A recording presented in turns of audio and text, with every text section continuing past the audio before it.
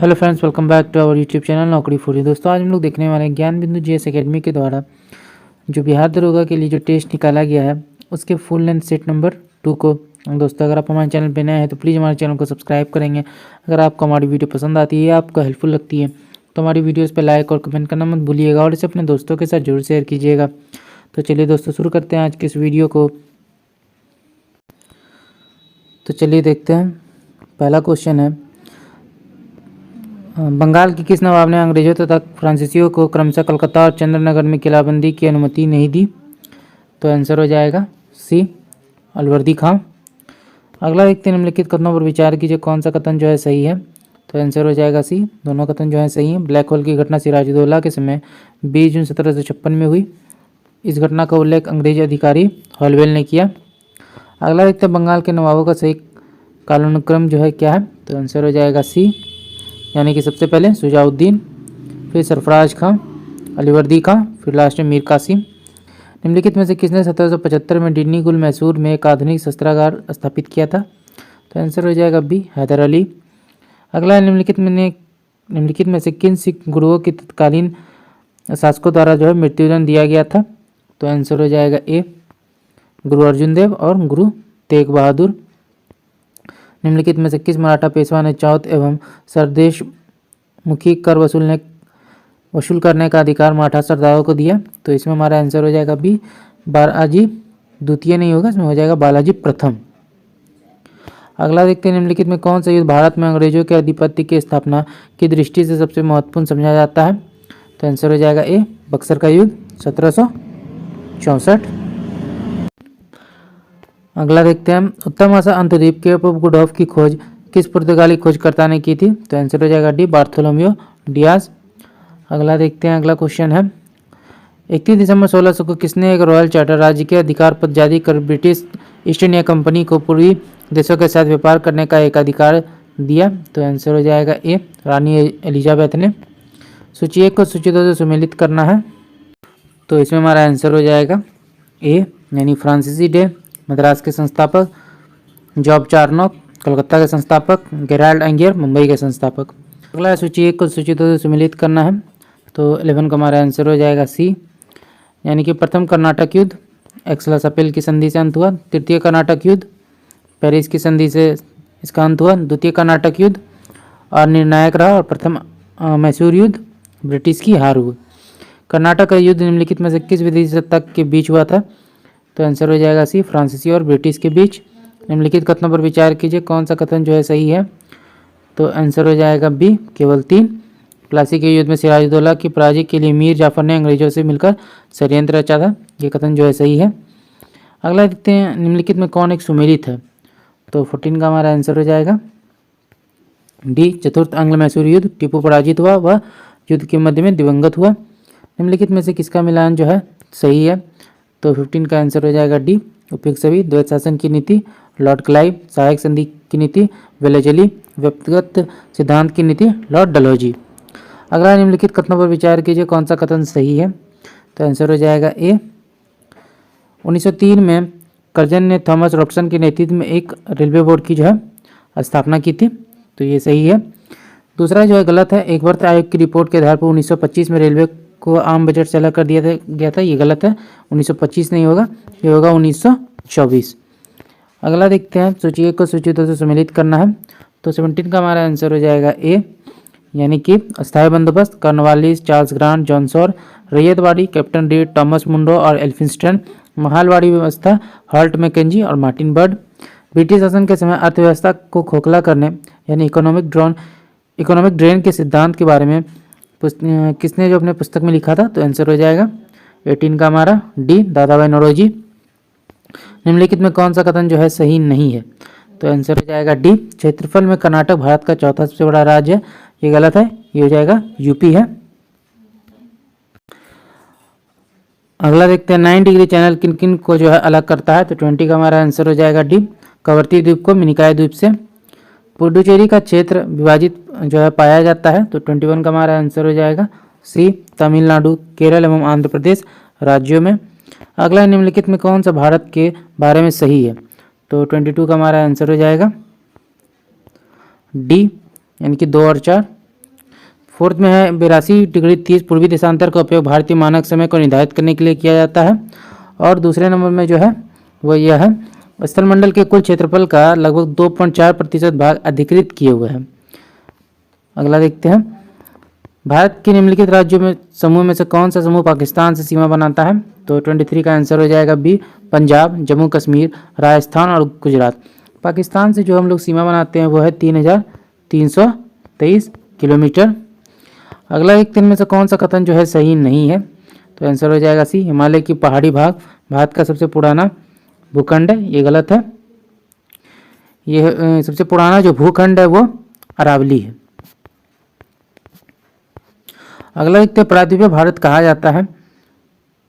तो 25 का आंसर हो जाएगा बी, वैसा हिस्सा जो 3 तरफ जल से घिरा हुआ है और एक तरफ स्थल है। अगला देखते हैं, भारत में कोयला उत्पादन करने वाले भौमिकीय समूह किस नाम से जाने जाते हैं? तो 26 का हमारा आंसर हो जाएगा सी, गोंडवाना। थार मरुस्थल कहाँ स्थित है? तो यह है अरावली के पश्चिम में। इनमें से कौन सा कथन सही नहीं है? तो 28 का हमारा आंसर हो जाएगा ए, अगिल दर्रा लद्दाख को तिब्बत से जोड़ता है। ये गलत है। अगिल जो है लद्दाख को चीन से जोड़ता है। अगला देखते हैं, निम्नलिखित में कौन सा जो है सही मिलान नहीं है? तो 29 का हमारा आंसर हो जाएगा बी, अबोर हिल्स, मणिपुर। ये मणिपुर में नहीं है, यह है अरुणाचल प्रदेश, अरुणाचल प्रदेश में है। निम्नलिखित में कौन सा कथन जो है पश्चिमी घाट के संदर्भ में सही है? तो 30 का हमारा आंसर हो जाएगा बी, 2 और 3। अधिकांश प्रायद्वीपीय नदियों की उत्पत्ति पश्चिमी घाट से होती है। पश्चिमी घाट सतत है तथा उन्हें केवल दर्रों के द्वारा ही पार किया जा सकता है। भारत का एकमात्र सक्रिय ज्वालामुखी द्वीप अवस्थित है। तो आंसर हो जाएगा ए, मध्य अंडमान के पूर्व में। निम्नलिखित में से किस अधिनियम के द्वारा केंद्र में द्वैध शासन की स्थापना की गई? तो आंसर हो जाएगा डी, भारत सरकार अधिनियम 1935। माउंटबेटन योजना आधार बनी। 33 का हमारा आंसर हो जाएगा सी, देश के विभाजन का। पंडित जवाहरलाल नेहरू द्वारा प्रस्तुत उद्देश्य प्रस्ताव को संविधान सभा द्वारा कब स्वीकार किया गया? तो आंसर हो जाएगा सी, 22 जनवरी 1947 को। इनमें से किसने भारत का संविधान बनाने के लिए संविधान सभा की रचना करने के विचार को सर्वप्रथम प्रस्तुत किया? तो आंसर हो जाएगा ए, स्वराज दल। जो इसका गठन है वो 1895 में हुआ था, तिलक के द्वारा, बाल गंगाधर तिलक के द्वारा जो है किया गया था। अगला देखते हैं, भारतीय संविधान के किस भाग या भागों में आर्थिक न्याय को संविधान का लक्ष्य जो है घोषित किया गया?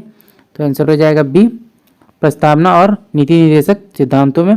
भारतीय संविधान द्वारा प्रदत्त मौलिक अधिकारों के स्थगन संबंधी कार्यपालिका के अधिकारों को किस देश के संविधान से जो है लिया गया है? तो आंसर हो जाएगा बी, जर्मनी। और आपातकाल जो है इसे भी जर्मनी से लिया गया है। अगला देखते हैं, भारतीय संविधान के अंतर्गत संघ और राज्यों के बीच शक्तियों का विभाजन किसकी प्रेरणा पर आधारित है? 38 का आंसर हो जाएगा बी, कनाडा। 1947 में विभाजन के बाद संविधान सभा में लगभग कितने सदस्य थे? तो इसमें हमारा आंसर हो जाएगा सी, 299। सांप्रदायिक निर्वाचन वर्ग भारत में पहली बार किस वर्ष में जो है प्रारंभ हुआ? तो आंसर हो जाएगा डी, 1909 में। भारत को अधिकार क्षेत्र का दर्जा यानी डोमिनियन स्टेटस किस तारीख को मिला था? तो आंसर हो जाएगा बी, 15 अगस्त 1947। निम्नलिखित में कौन सी वह पहली भाषा थी जिसे भारत में शास्त्रीय भाषा का दर्जा प्रदान किया गया?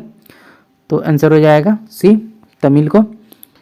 अगला देखते हैं, रविन्द्रनाथ टैगोर ने किस शास्त्रीय नृत्य को पुनर्जीवित करके उसे केरल के अतिरिक्त बंगाल में लोकप्रिय बनाया? तो आंसर हो जाएगा बी, कथकली। अगला देखते हैं, अगला यूनेस्को द्वारा जारी विश्व धरोहर सूची में शामिल की गई निम्नलिखित संपत्तियों पर विचार कीजिए। उपयुक्त में से कितनी संपत्तियों को वर्ष 2023 में जो है शामिल किया गया? तो 44 का आंसर हो जाएगा बी, 2 को, जिसमें शांति निकेतन है और होयसल के पवित्र मंदिर समूह है। निम्नलिखित में से यूनेस्को द्वारा अनुमोदित विश्व धरोहर स्थल की पहचान करना है। तो 45 का आंसर हो जाएगा डी, खजुराहो मंदिर का समूह। निम्नलिखित में कौन सा संरक्षित क्षेत्र कावेरी बेसिन में स्थित है? तो आंसर हो जाएगा सी, यानी कि नागरहोल राष्ट्रीय उद्यान, उसके सत्यमंगलम टाइगर रिजर्व और वायनाड वन्यजीव अभ्यारण्य। निम्नलिखित टाइगर रिजर्व में से किसमें क्रिटिकल टाइगर हैबिटेट के अंतर्गत सबसे बड़ा क्षेत्र है? तो 47 का आंसर हो जाएगा सी, नागार्जुन श्रीशैलम। पारिस्थितिक दृष्टिकोण से निम्नलिखित में कौन सा पूर्वी घाट और पश्चिमी घाट के बीच एक अच्छी कड़ी होने में महत्व रखता है? तो 48 का आंसर हो जाएगा ए, सत्यमंगलम टाइगर रिजर्व। यूनेस्को की अमृत सांस्कृतिक विरासत की सूची में निम्नलिखित में कौन सा नवीनतम समावेश था? तो 49 का हमारा आंसर हो जाएगा सी, गरबा नृत्य। निम्नलिखित में कौन सी भारत की शास्त्रीय भाषाओं में से एक नहीं है? तो 50 का हमारा आंसर हो जाएगा डी, ओडिया जो है नहीं है। निम्नलिखित कथनों पर विचार कीजिए, कौन सा कथन जो है गलत है इसमें। तो 51 का आंसर हो जाएगा डी, ना तो एक ना ही दो, यानी दोनों कथन जो है सही है। अंतर्राष्ट्रीय खगोलीय संघ ने चंद्रयान 3 के लैंडिंग स्थल हेतु स्टेशन शिव शक्ति नाम को मंजूरी प्रदान की। प्रधानमंत्री ने चंद्रयान 2 दुर्घटना स्थल का नाम तिरंगा पॉइंट रखा था। और चंद्रयान 3 जो है, सॉरी चंद्रयान फर्स्ट जो है, इसके जो स्थल था उसका नाम जो है वो जवाहर पॉइंट था, जवाहर पॉइंट। अगला देखते हैं, निम्नलिखित जोड़ियों पर विचार कीजिए, कौन सा जो है सही सुमेलित है। तो 52 का जो हमारा आंसर है वो हो जाएगा सी, 2 और 3 जो है सही सुमेलित है। ऑपरेशन गंगा, रूसी आक्रमण के दौरान यूक्रेन से भारतीय नागरिकों, मुख्य रूप से छात्रों को एयरलिफ्ट करना।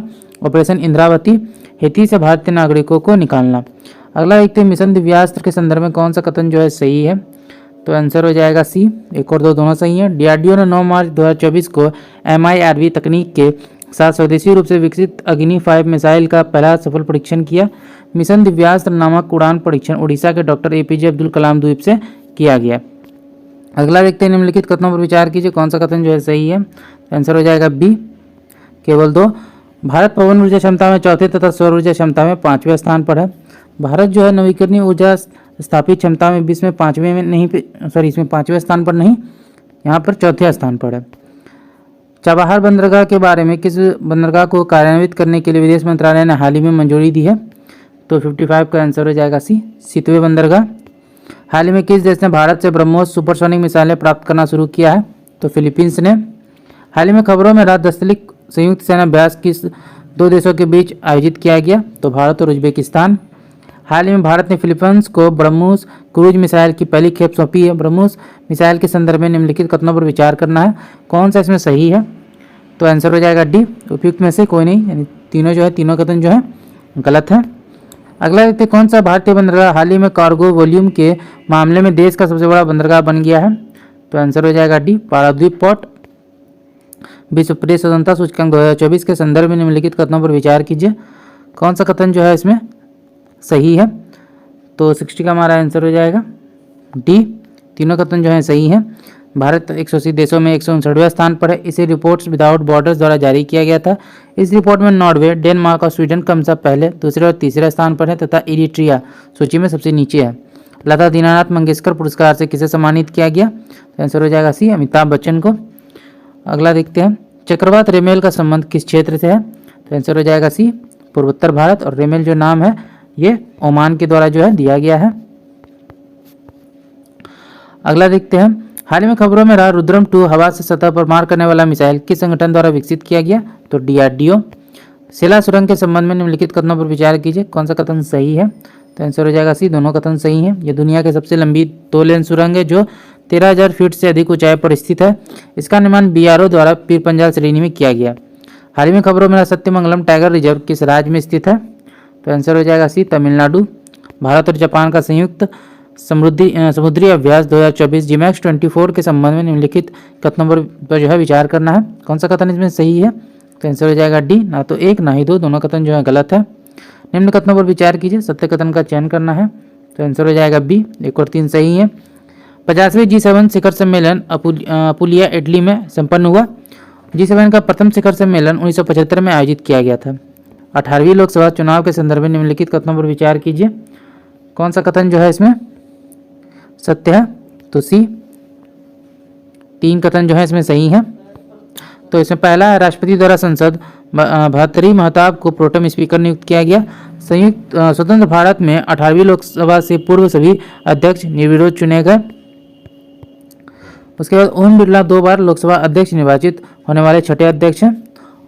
और ये जो है प्रोटेम स्पीकर की नियुक्ति के संबंध में राष्ट्रपति संविधान के अनुच्छेद 94 एक विशेषज्ञ प्राप्त करते हैं, ये गलत है। ये जो है 95 एक में है। अगला देखते हैं, भारत की 46वीं यूनेस्को विश्व धरोहर समिति की बैठक कहाँ आयोजित करने का फैसला किया गया। तो आंसर हो जाएगा सी, भारत मंडपम। 27 जुलाई 9 अगस्त 2024 के बीच आयोजित अभ्यास खान क्वेस्ट के संबंध में निम्नलिखित कथनों पर विचार कीजिए, कौन सा कथन जो है सही है। तो आंसर हो जाएगा बी, केवल 2। यह मंगोलिया की राजधानी उलान बटोर में आयोजित किया गया था। भारत में 1857 की पुरानी राइफल के संबंध के स्थान पर जिस नई राइफल का प्रयोग करने का निर्णय किया गया उसका क्या नाम था। तो एनफील्ड राइफल। निम्नलिखित में कौन सी भारत की सबसे बड़ी मीठे पानी की झील है? तो आंसर हो जाएगा डी, वुलर झील। किसी राज्य में राष्ट्रपति शासन लगाने के लिए भारत के राष्ट्रपति को सिफारिश कौन करता है? तो राज्यपाल। भारत का पहला परमाणु ऊर्जा संयंत्र कौन सा है? तो आंसर हो जाएगा ए, तारापुर परमाणु ऊर्जा संयंत्र, जो कि है महाराष्ट्र में स्थित है। अगला देखते हैं, अगला है निम्नलिखित कथनों पर विचार कीजिए, कौन सा कथन जो है सही है? तो आंसर हो जाएगा डी, ना तो 1 और ना ही 2, दोनों जो है गलत है। बुनियादी शिक्षा का विचार किसके द्वारा प्रतिपादित किया गया? तो आंसर हो जाएगा सी, महात्मा गांधी। निम्नलिखित में से किसे बॉडी बिल्डिंग फूड के नाम से जाना जाता है? प्रोटीन को।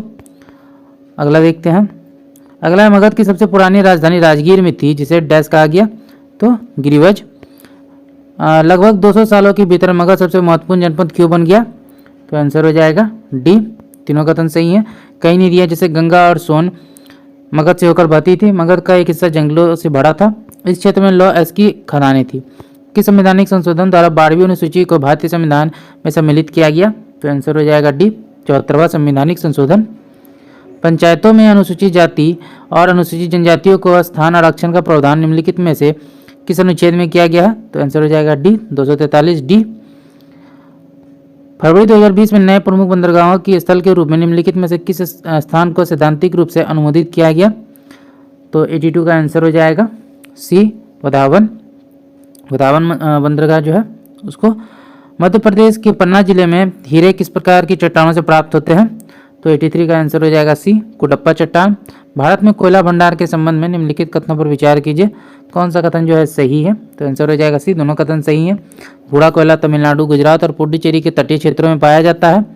भारत में लगभग 80% कोयला भंडार बिटुमिनस और नॉन कोकिंग ग्रेड के हैं। अगला देखते हैं, बुद्ध के जीवन में जुड़ी घटनाओं से जुड़े प्रतीकों में स्तूप किसका प्रतीक है? तो 85 का हमारा आंसर हो जाएगा ए, मृत्यु।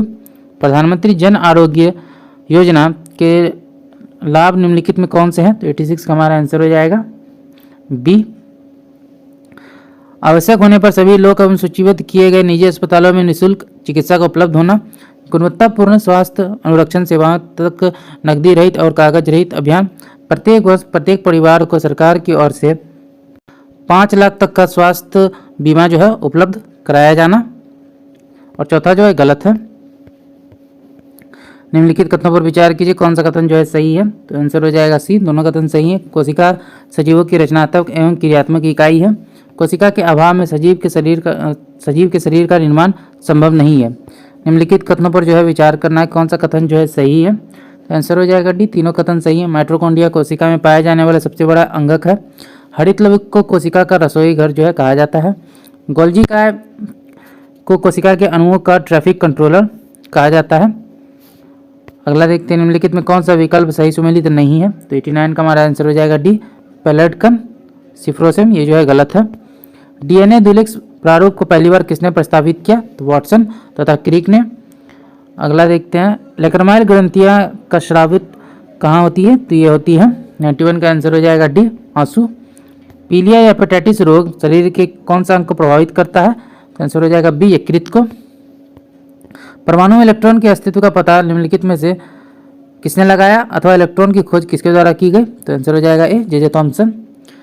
रक्त परिसंचरण तंत्र में रक्त के थक्के की स्थिति का पता लगाने के लिए किस समस्थानिक का प्रयोग किया जाता है? तो सोडियम 24 का। अगला देखते हैं, निम्नलिखित में किसमें रासायनिक अभिक्रिया संपन्न हो रही है? तो 95 का हमारा आंसर हो जाएगा सी, दूध का खट्टा होना, मानव शरीर में भोजन का पचना, फलों का पकना और ईंधन का जलना। जल का उबलना जो है ये भौतिक परिवर्तन है। निम्नलिखित कथनों पर विचार कीजिए, कौन सा कथन जो है सही है? तो आंसर हो जाएगा सी, दोनों कथन सही हैं। धातुओं में इलेक्ट्रॉन ग्रहण करने की प्रवृत्ति होती है, इसीलिए वे ऑक्सीकारक है। धातुओं में इलेक्ट्रॉन त्याग करने की प्रवृत्ति होती है, इसलिए वे अवकारक हैं। अगला देखते हैं, खगोलीय दूरी संबंधित है। तो आंसर हो जाएगा ए, सूर्य एवं पृथ्वी के बीच की दूरी से। निम्नलिखित में कौन सी अर्थव्यवस्था में उदारवादी तथा निजी आर्थिक तत्वों का प्रभाव है? तो आंसर हो जाएगा सी, पूंजीवादी अर्थव्यवस्था। निम्नलिखित कथनों पर विचार कीजिए, उपयुक्त कथनों में कौन सा कथन जो है सही है? तो आंसर हो जाएगा केवल एक। व्यष्टि और समष्टि अर्थशास्त्र दो अलग अलग शाखाएं हैं। अगला एक, तो वर्तमान में भारतीय अर्थव्यवस्था को किन उपनामों से संबोधित किया जाता है? तो आंसर हो जाएगा ए, उभरती हुई अर्थव्यवस्था और विकासशील अर्थव्यवस्था। तो दोस्तों आज का वीडियो यहाँ तक था। आशा करते हुए वीडियो आपको पसंद आया होगा। अगर आपने वीडियो को यहाँ तक देखा और अभी तक हमारे चैनल को सब्सक्राइब नहीं किया तो प्लीज़ हमारे चैनल को सब्सक्राइब करेंगे। अगर आपको हमारी वीडियो पसंद आई या आपको हेल्पफुल लगी तो इसे अपने दोस्तों के साथ भी जरूर शेयर कीजिएगा। हमारी वीडियोज़ पर लाइक और कमेंट करना मत भूलिएगा। तो चलिए फिर मिलता है एक मज़ेदार वीडियो के साथ। जय हिंद।